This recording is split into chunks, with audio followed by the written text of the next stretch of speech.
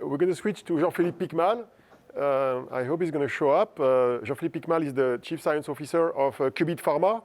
He's one of the few companies investing a lot in developing quantum algorithms for molecular simulation in the healthcare business.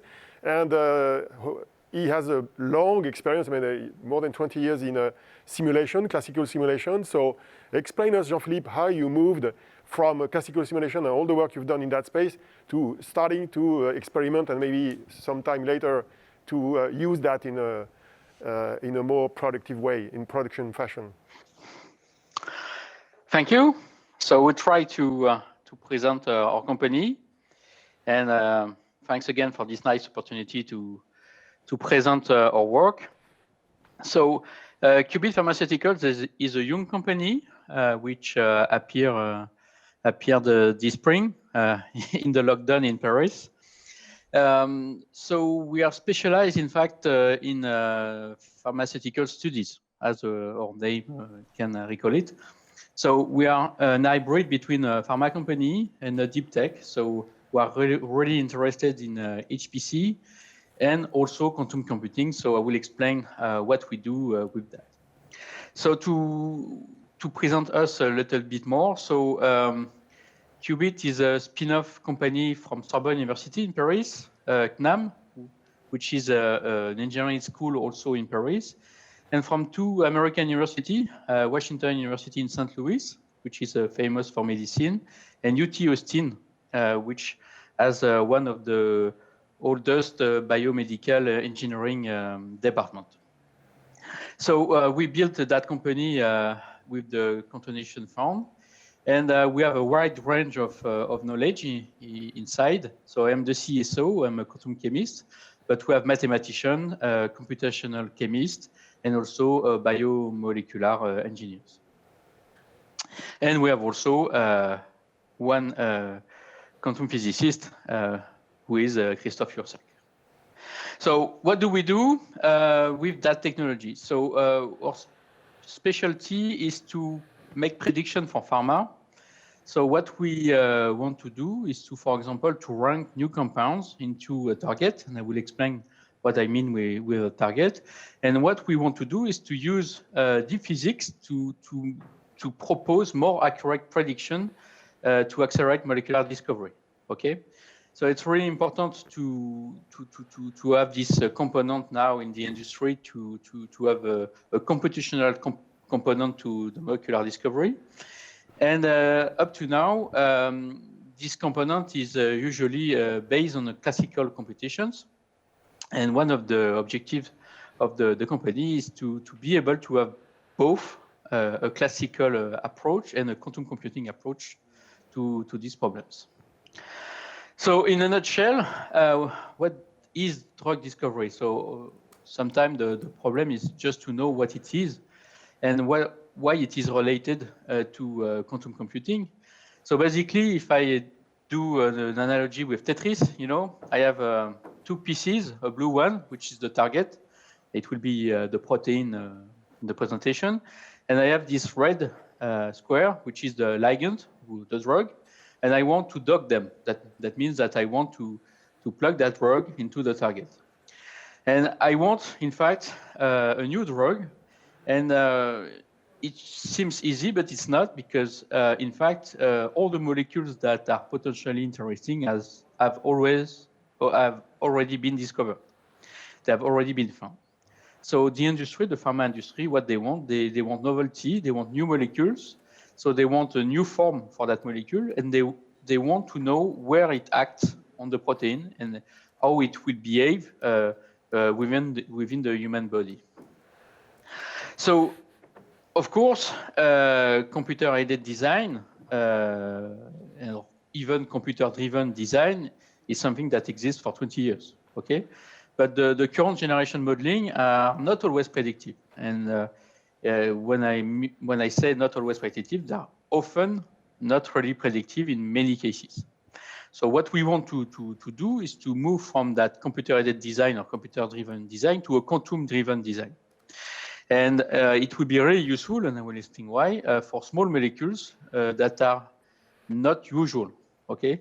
when you don't know something, it's really difficult to model it, and that's why you need more physics.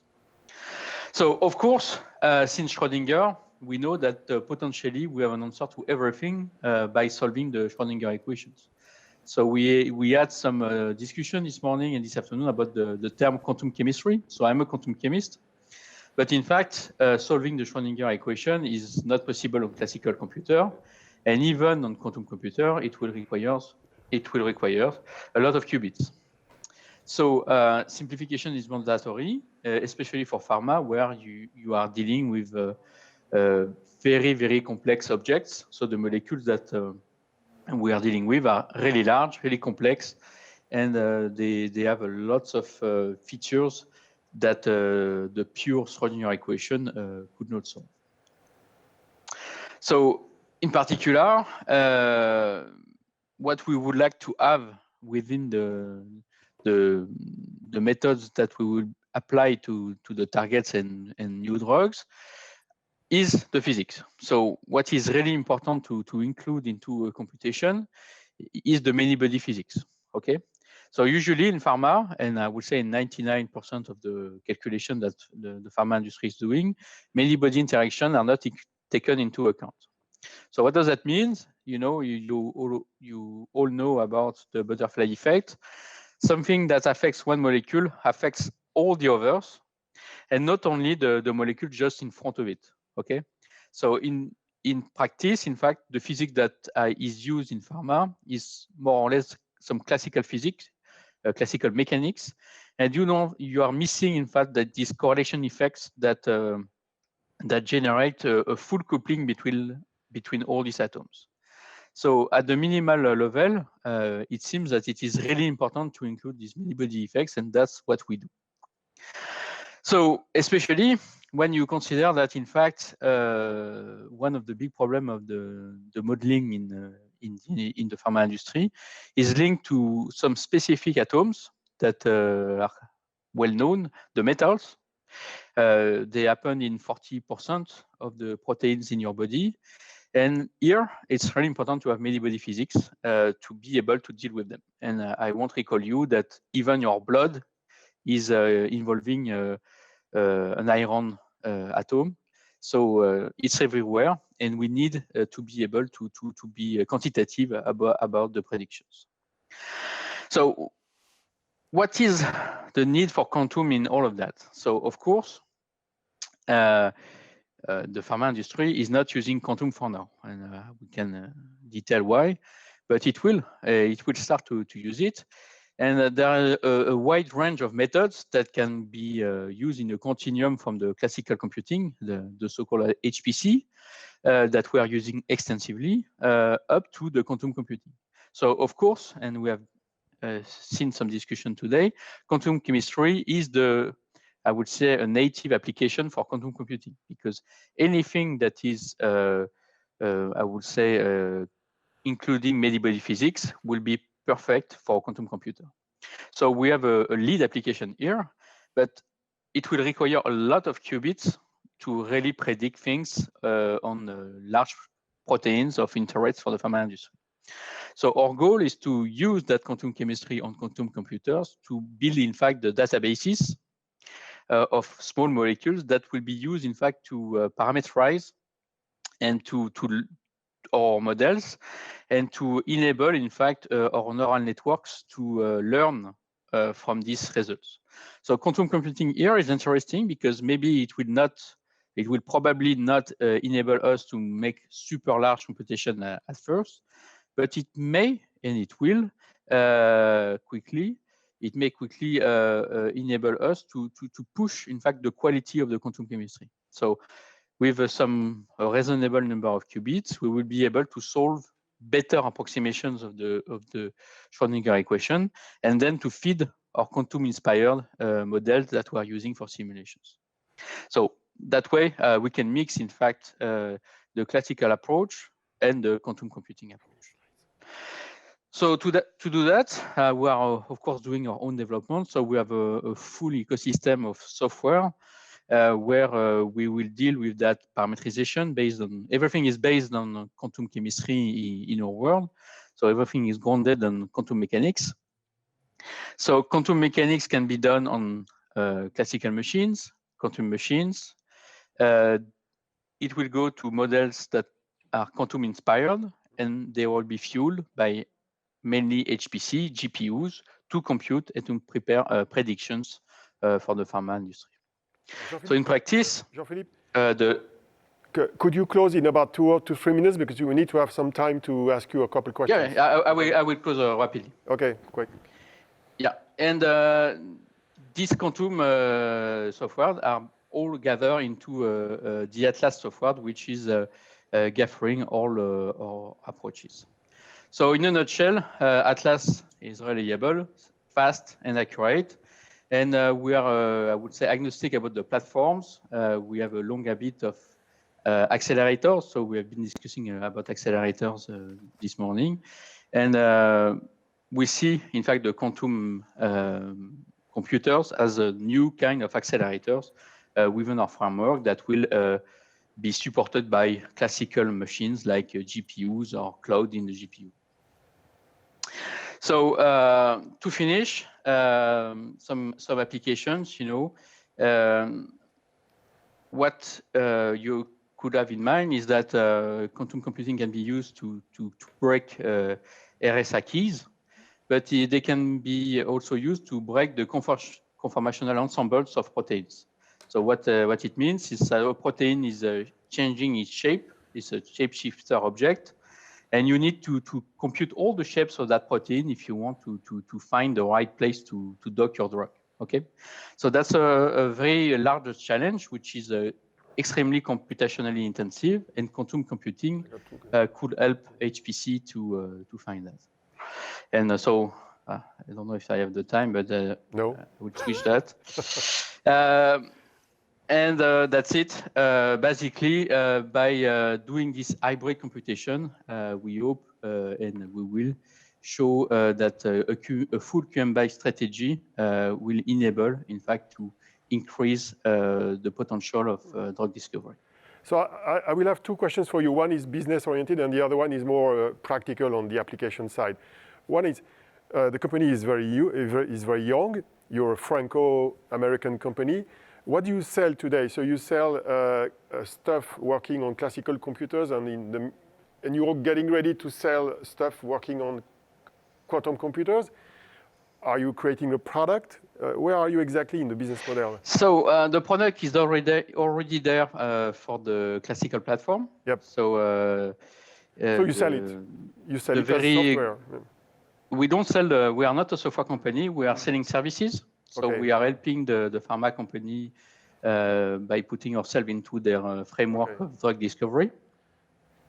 And we are developing our own tool to supplement and to probably replace at some point the classical software using quantum approach, full quantum approach using quantum computing. Thank you. The second question was, how long would it take to find a vaccine molecules against COVID? It's the 1 trillion question. How many qubits, by the way? So we're at the academic level, we are working heavily on COVID-19, but so we are not doing a vaccine, but the vaccines are hopefully coming next summer. Oh, a vaccine using classical technologies. There won't be, I think, for COVID-19, no quantum computing vaccine will happen, I guess. Makes sense, yes. But with classical approaches, lots of people are working with these methodologies to help. Okay. So can I ask a question? You have this unique expertise who have been looking a lot on HPC. And I guess this is like the big question that a lot of people trying to understand that, what are the pain points in HPC that you think that quantum can come and become accelerated? I mean, in your talk, you already discussed it, but this sort of transition of what are the problem that you think that you need demanding a quantum? Is it a clear landscape, or is just try and error and trying to see which one? No, there is a clear landscape. For example, like whatever you do, you need databases of very high level computation on small molecules. and they can be done using quantum chemistry. So for now, the quantum computers are not yet competitive with classical machines, but there will be probably in 2 to 3 years. So we are heavily working on having quantum chemistry code that will work on platforms using quantum computers. So these high-level databases, they will be an asset for the people developing models. And there are several parts of the pipeline of drug discovery that could use, in fact, quantum accelerators. And it will really depend on I would say, the availability of these machines. And they would need to discuss and to work with classical machines like GPUs, basically. If these things are available, they will be used relatively rapidly in pharma. I guess this was also discussed before, that this type of question you're saying is naturally because they are quantum in nature. So correctly, as you said, they have a good past. But can you envision that the problem that in nature they were classical, they are classical optimization HPC type of problem, and yet you would say that there is a clear path, maybe not today, but in future, that again quantum can come and accelerate them? The nature is not classical, so that's a chance for quantum computing. So everything can be seen in a quantum way. So if we could, everybody will be using the Schrödinger equation, which is fully quantum. People will probably will apply layers of approximation of the Schrödinger equation until they can reach something very close to it. So there is a clear path to what to do. It will start with quantum-inspired model, then full approximate quantum chemistry, high-level quantum chemistry, and maybe in 10 years, 15 years, 20 years, something close to the Schrödinger equation. Well, the founders of your company and their research labs as well as at the company itself is using a lot of HPC resources throughout the world. I mean, in the DOE in the US, I heard you're using the GENCI supercomputer in France. So would you have some recommendation for the day these organizations will build their own supercomputer using hybrid computing and one or many quantum computers? I presume you would be a good customer for them or a good user. Yeah, we would be. I think everybody in the HPC world will be really interested by having these kind of accelerators. I think they will naturally be part of the ecosystem of HPC. Like GPUs, they appeared and then they were included. You had the convergence with the artificial intelligence machine and the HPC machines. There will be convergence between HPC and quantum computing. What is required is a lot of work on the compiler and all the computing environments. So people need to be able to code. So that's the key thing. So when the software developer will be really able to develop extensive and large codes using quantum accelerators, you will have quantum accelerators everywhere. Okay. Great. Thank you very much. In order to continue with the timing, we move on to the next session. Thanks a lot for joining us. Thank you, Jean-Philippe.